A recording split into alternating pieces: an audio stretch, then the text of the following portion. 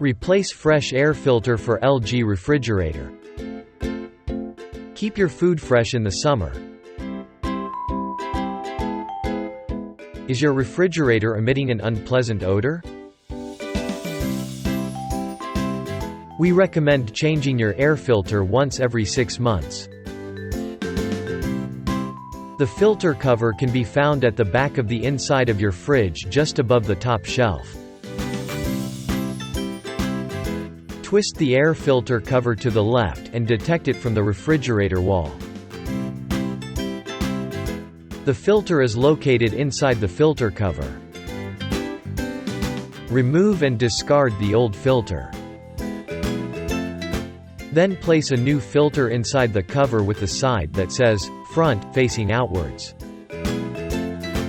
Then place your filter back in the refrigerator and lock it in place by twisting it to the right.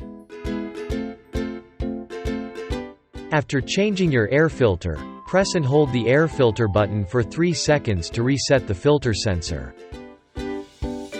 Please make sure that all parts are replaced with genuine LG parts to ensure the optimal quality of the appliance.